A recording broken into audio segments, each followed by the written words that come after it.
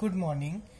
आज जो पॉइंट हम लोग डिस्कस करने जा रहे हैं वो पॉइंट है electric field intensity due to non conducting charge solid sphere.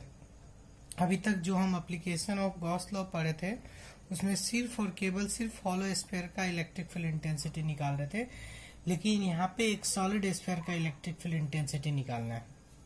तो यहाँ पे सबसे पहले इस फिगर को समझ लें।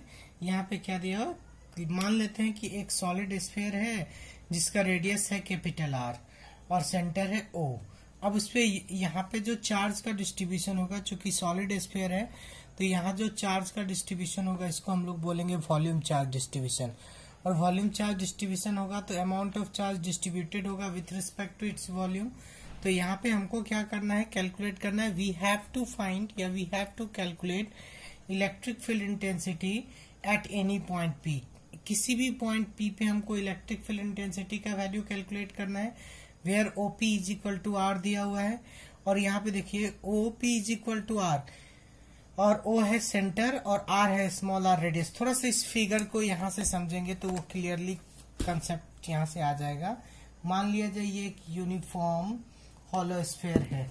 यहाँ पे बात करें, ये एक यूनिफॉर्म हॉलो स्फीयर है जो कि आप देख रहे हैं। ये यहाँ पे ये हो गया आपको यूनिफॉर्म हॉलो स्फीयर। अब देखिए इस यूनिफॉर्म हॉलो स्फीयर में बात करते हैं, इसका सेंटर जो है हॉलो नहीं सॉरी यूनिफॉर्म सॉलिड स्फीयर की बात कर रहे हैं। यहाँ पे सेंटर ओ है और रेडियस कितना है, आर है। चूंकि अब तो यहाँ ऐसा कुछ बात नहीं है कि आप स्मॉल आर कैपिटल आर लेंगे, जो कि आप देखे थे हॉलो स्फीयर के केस में हो रहा था। चूंकि ये सॉलिड स्फीयर इसीलिए हम क्या ले लिए, इसका सेंटर ओ है और रेडियस आर है। अपने मन से क्या किए, मान लिया जाए एक पॉइंट यहाँ से इमेजिनरी स्फीयर ड्रॉ कर दिए। ये जो डॉटेड लाइन से दिख रहा है ये हमारा इमेजिनरी स्फीयर है। ये इमेजिनरी स्फीयर जो है इस सेंटर से ही आर डिस्टेंस पे, स्मॉल आर डिस्टेंस पे, ये वाला पॉइंट हो गया पी। और क्वेश्चन यही बोल रहा है कि हमको इलेक्ट्रिक फील्ड इंटेंसिटी निकालना किस पॉइंट का, पी पॉइंट का, जो कि उसके सेंटर से स्मॉल आर डिस्टेंस पे। और ये कौन सा स्फीयर है, यूनिफॉर्म सॉलिड स्फीयर बोलते हैं। तो अगर इस पॉइंट की बात करें तो इलेक्ट्रिक फील्ड का डायरेक्शन आप इधर शो कर सकते हैं और इस पॉइंट पे एरिया वेक्टर का भी डायरेक्शन इधर होगा। तो यहाँ पे देखिए जब भी हम इस तरह के किसी भी क्लोज मतलब किसी भी क्लोज कंटेनर का या क्लोज सरफेस का अगर इलेक्ट्रिक फ्लक्स निकालते हैं तो हम लोग बोलते हैं बाय यूजिंग गॉस लॉ। चूंकि गॉसियन सरफेस की तरह बिहेव करेगा तो हमको इस सरफेस पे जो चार्ज का डिस्ट्रीब्यूशन है, यहाँ जो चार्ज डिस्ट्रीब्यूटेड होगा, चूंकि ये सॉलिड स्फीयर है तो सॉलिड स्फीयर पर चार्ज का जो डिस्ट्रीब्यूशन होता है वो उसके वॉल्यूम के रिस्पेक्ट में होगा। तो amount of charge distributed with respect to its volume. अब यहाँ पे अगर बात करेंगे अकॉर्डिंग टू गॉस लॉ, अगर जाते हैं आप according to Gauss law, Gauss law से अगर जाएंगे तो गॉस लॉ क्या कहता है, वहां की बात कर लें तो गॉस लॉ कहता है phi is equal to close surface integral of E dot D S. E dot D S numerically is equal to होता है क्यू बाई एप्सिलॉन। ये है आपको गॉस लॉ। अगर यहाँ पे हम E close surface integral of d s निकालें तो इज इक्वल टू इसको लिख सकते हैं क्यू बाई एप्सिलॉन नॉट। मान लीजिए ये इक्वेशन 1 है, या एक लाइन और लिख लें, E dot S is equal to Q by epsilon naught. आपको पता है किसी भी सॉलिड स्फीयर का जो एरिया होता है वो एरिया ऑफ स्फीयर होता है 4 पाई आर स्क्वायर। तो यहां से अगर बात करेंगे ई इंटू, अगर सॉलिड स्फीयर की एरिया की बात करें 4 pi are square is equal to Q by कितना, एप्सिलॉन नॉट। अब यहाँ पे एक पॉइंट आपको एक्सप्लेन करना पड़ेगा। क्या एक्सप्लेन करना पड़ेगा, here charge is distributed with respect to its volume. Here charge is distributed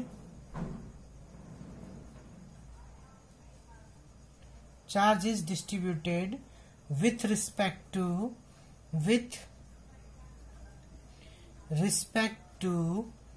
its volume. इसके वॉल्यूम के रिस्पेक्ट में क्या हो रहा है, तो उस केस में अगर चार्ज डिस्ट्रीब्यूटेड होगा वॉल्यूम के रिस्पेक्ट में तो आप इसको कैसे लिखेंगे, यहां से ध्यान से देखिए। तो आपको पता है कि volume charge distribution, rough work कर ले हम यहाँ पे, पहले हम रफ वर्क कर लेते हैं यहाँ पे ताकि आपको दिखा दें। वॉल्यूम चार्ज डिस्ट्रीब्यूशन बराबर रो होता है amount of charge per unit volume. और वॉल्यूम ऑफ स्फीयर क्या होगा, यहाँ से चार्ज को अगर देखें तो Q is equal to rho into V, और आपको पता है किसी भी स्फीयर का वॉल्यूम होता है 4/3 पाई आर क्यू। यहाँ स्मॉल आर लेंगे क्योंकि हमको इस पॉइंट पे निकालना था आपको क्या, इलेक्ट्रिक फील्ड इंटेंसिटी। तो अब हम Q के जगह पुट कर देंगे, तो यहाँ पे देखिए E इंटू फॉर्मूला से, अब देखिए यहाँ से हम जाएंगे तो क्या बोल रहा है, फॉर्मूला क्या है हमारा, वहां पे देखिए सबसे पहले कैसे एक्सप्लेन करेंगे। तो आपको पता है E ये इलेक्ट्रिक फील्ड के लिए यूज हुआ E, और क्लोज सरफेस इंटीग्रल ऑफ, चूंकि 4 पाई एप्सिलॉन नॉट है तो E into 4 pi epsilon naught नहीं 4 pi are square, E into 4 pi are square is equal to Q के जगह पुट करेंगे रो इंटू 4/3 एप्सिलॉन नॉट, और यहाँ पे क्या है पाई आर क्यू। अब देखिए यहाँ से कुछ कट रहा है, 4 पाई और 4 पाई कट जाएगा, आर क्यू से आर स्क्वायर कटेगा तो आर बचेगा। तो फाइनली क्या बच गया, फाइनली बच गया E इज इक्वल टू, यहाँ पे रो बच गया, आर बच गया और 3 एप्सिलॉन, तो E is equal to rho are by 3 epsilon. यही हो गया इलेक्ट्रिक फील्ड इंटेंसिटी किसी पॉइंट P पर जो कि सॉलिड स्फीयर के थ्रू। इसी पॉइंट को हम यहाँ पे नोट्स के थ्रू दिखा रहे हैं, तो यही यहाँ पे किया गया। देखिए मान लिया जाए, वो तो थोड़ा लैंग्वेज है, consider non uniform non conducting solid sphere of radius R and its centre O, जो कि has uniform volume charge density given है जो कि रो है। तो उस केस में क्या करना है, we have to calculate electric field intensity निकालना है, किसका, एट एनी पॉइंट P का। तो उस केस में OP is equal to R दिया हो, तो अकॉर्डिंग टू गॉस लॉ है, चूंकि यहाँ पे हम मान लिए ये जो डॉटेड लाइन से आप कह रहे हैं ये गॉसियन सरफेस की तरह बिहेव करेगा, तो फॉर्मूला होता है phi is equal to E dot D S, तो E dot D S is equal to Q by epsilon naught. इसको सॉल्व करेंगे तो E dot S is equal to Q by epsilon naught हो गया।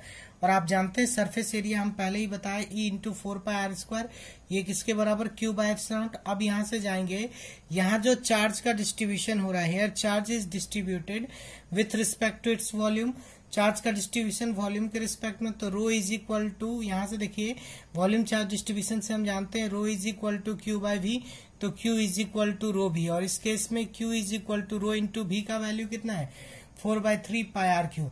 और इस केस में आप क्या करेंगे, putting the value of Q in equation 1, तो यहाँ पे 1 में पुट कर दिए, तो E into 4 pi are square, और Q के जगह क्या रखेंगे, rho into 4/3 pi r cube by epsilon यहाँ जो था। तो देखिए 4 पाई कट गया, आर स्क्वायर से आर क्यू आर बच गया, E is equal to rho are by 3 epsilon. लेकिन इसी क्वेश्चन में अगर एक पॉइंट आ जाता, to find electric field at the centre of solid sphere, तो चूंकि सेंटर पे रेडियस का वैल्यू क्या हो जाएगा, सेंटर के केस में रेडियस का वैल्यू हो जाएगा 0।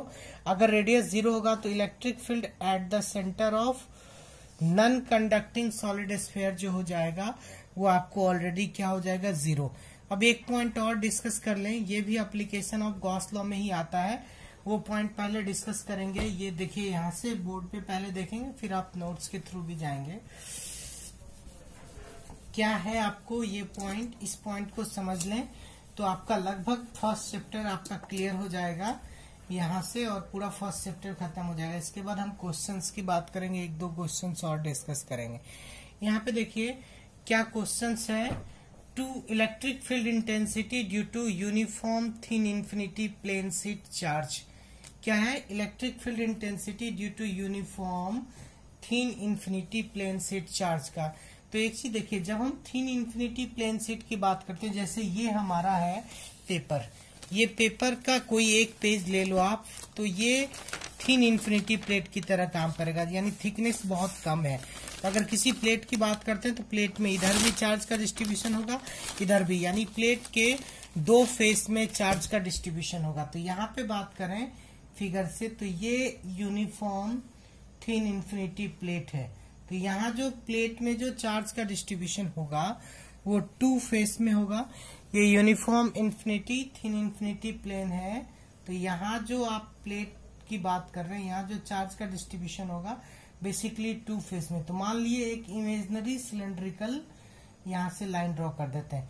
अगर आप जिसमें चार्ज का डिस्ट्रीब्यूशन करते हैं तो इस केस में क्या होगा, यहाँ पे देखिए ये इलेक्ट्रिक फील्ड का तो डायरेक्शन बिल्कुल इस तरह से होगा, आउटवर्ड होता है, इस फेस के लिए इधर और इधर वाले फेस, जैसे इसी बोर्ड की बात करें तो दो फेस है। यहाँ पे देखिए एक फेस इधर की ओर, एक फेस इधर की ओर। इस फेस के लिए डायरेक्शन इधर, इस फेस के लिए डायरेक्शन इधर, तो फेस पे डिपेंड करेगा। तो इसी तरह से इस फेस के लिए इधर इलेक्ट्रिक फील्ड और एरिया वेक्टर भी परपेंडिकुलर होता है, और इस फेस के लिए इलेक्ट्रिक फील्ड का डायरेक्शन इधर और इसका एरिया वेक्टर का डायरेक्शन भी इधर होगा। तो चूंकि यहाँ पे दो फेस है, तो अगर हम ds लिखते हैं तो ds ही सही, dA या ds लिख सकते हैं। तो यहाँ पे टोटल फ्लक्स की बात करेंगे यहाँ पे, तो phi is equal to total flux हो जाएगा phi is equal to phi1 plus phi2। तो phi इज इक्वल टू क्या फॉर्मूला होता है, E close surface integral of, या E डॉट ds लिख सकते हैं पहले के लिए, फिर दूसरे के लिए भी close surface integral of E dot ds। ये किसके बराबर है, Q बाय एप्सिलॉन नॉट। चूंकि आप जानते हैं यहाँ जो है सरफेस की बात कर रहे हैं, तो E डॉट s, तो इंटीग्रेशन ऑफ ये हो जाएगा ES, और यहाँ भी हो जाएगा ES is equal to Q by epsilon. तो यहाँ से आप देखेंगे तो क्या हो जाएगा, 2ES is equal to Q by epsilon. अब यहाँ पे एक चीज आपको बता दे तो वहां के बाद आपका क्लियर हो जाएगा। क्या बताएंगे हम यहाँ पे, ये देखिए, चूंकि यहाँ जो सरफेस जो चार्ज का डिस्ट्रीब्यूशन होता है विथ रिस्पेक्ट टू सरफेस, तो according to surface charge distribution जाएंगे, तो amount of charge per unit area. तो यहाँ पे अगर एरिया की बात करते हैं तो Q इज इक्वल टू हो जाएगा sigma into A. Q is equal to अगर सिग्मा इंटू ए हो रहा है तो इस केस में आप Q के जगह पुट कर दीजिए। तो यहाँ पे आप देख रहे हैं 2ES, तो A की जगह S लिखिए, ये ज्यादा सही है। हम ये बोलना चाह रहे हैं amount of charge per unit area और सरफेस ES लिखते हैं, तो क्रॉस मल्टीप्लीकेशन करेंगे Q is equal to sigma into S. यहाँ पे जो वैल्यू नीचे है 2ES is equal to Q by epsilon, यहाँ Q के जगह आप सिग्मा S पुट करेंगे, तो पुट करेंगे तो क्या होगा, वैल्यू हो जाएगा 2ES इज इक्वल टू ये वैल्यू हो जाएगा, Q के जगह सिग्मा S पुट करना है, sigma S by epsilon, S और S कट गया, तो E is equal to finally हो जाएगा सिग्मा बाय 2 एप्सिलॉन। तो ये जो आप देख रहे हैं सिग्मा बाय 2 एप्सिलॉन नॉट, ये क्या हो गया, किसी भी यूनिफॉर्म नॉन कंडक्टिंग, या ऐसे बोल सकते हैं इन्फिनिटी प्लेन शीट कंडक्टर का अगर आपको क्या निकालना हो इलेक्ट्रिक फील्ड इंटेंसिटी, तो उस केस में इन्फिनिटी प्लेन शीट कंडक्टर का इलेक्ट्रिक फील्ड इंटेंसिटी आप ऐसे निकाल सकते हैं। जैसे कि हम यहाँ से जाएंगे, देखिए क्वेश्चन यही था जिसके बारे में हम डिस्कस कर रहे थे, electric field intensity due to uniform thin infinity plane sheet of charge. तो मान लेते हैं consider a thin infinity plane sheet है, तो उसका जो यहाँ पे बात करें थिन इन्फिनिटी प्लेन शीट है, उसका सरफेस चार्ज डेंसिटी दिया हुआ सिग्मा। हमको क्या फाइंड करना है, we have to find the amount of, यहाँ पे एक चीज देखिए, surface which amount of charge is Q दिया हुआ distributed with respect to its surface. हमको क्या निकालना है, we have to find electric field intensity E at a point P which is separated r distance from sheet. तो आप देख रहे हैं ये सीट है, सीट से r डिस्टेंस पे ये पॉइंट P है और इस पॉइंट P डैश ले लिए।